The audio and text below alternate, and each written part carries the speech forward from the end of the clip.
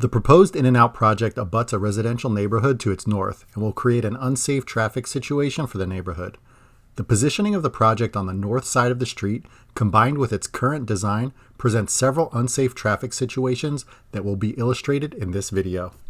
The traffic impact analysis dated February 25, 2019 has several errors and omissions. It is, at its essence, flawed since it was based on an older design with an additional entrance and exit on Capistrano Avenue, and the published addendum doesn't accurately describe real-world driving behavior. The current design is limited to one parking lot entrance and exit. The current planned drive-through exit is funneled back into the parking lot, and the only way out of the lot is to use the one driveway on Ventura Boulevard. We'll have a look at why this is a big problem in a minute. The traffic study also only focuses on traffic impact relating to traffic wait times based on volume of traffic. It makes no mention of intersections within the neighborhood, such as Sale Clarendon, Sale Burdon, Sale Dolorosa, Capistrano Clarendon, Capistrano Burdon, or Capistrano Dolorosa, nor does it address any safety concerns within this neighborhood. It is also riddled with misleading claims. Let's jump into the details. Here we can see the current plan. Let's quickly look at how cars would arrive at or leave the in-and-out. Cars arriving from the west would turn left into the parking lot or drive-through entrance. Vehicles entering from the east would turn right from Ventura Boulevard into the parking lot or drive-through.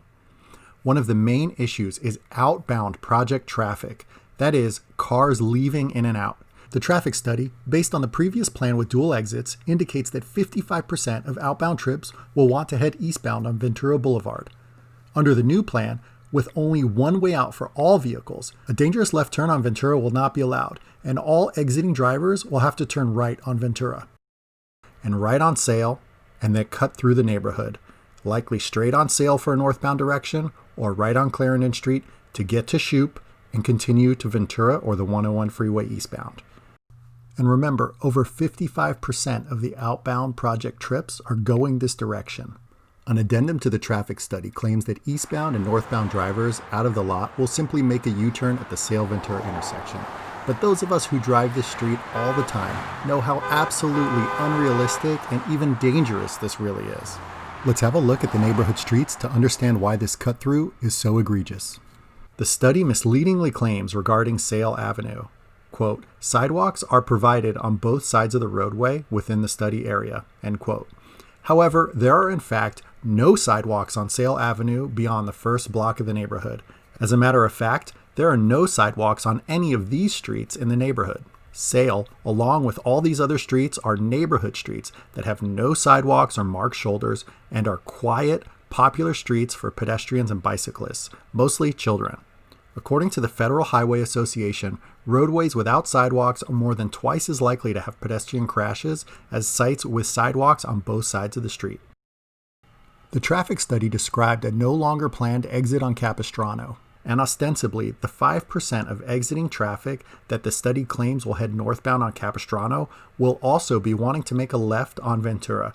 So it is more accurate to say here that 60% of exiting traffic will turn right on Ventura and use Sale Avenue to find an easier way eastbound. The traffic analysis indicates only 5% of outbound trips using Sale Avenue, but in reality, this should be closer to 65%. The traffic study also determines that the project will have no significant impact at the Sale-Ventura intersection or at the Fallbrook-Ventura intersection, which is already a level service of D, but it is operating under the erroneous supposition that eastbound traffic will be making unlikely and dangerous U-turns and may never reach the intersections. A more realistic traffic study considering the increased volume of traffic at Sale-Ventura and Fallbrook-Ventura is necessary.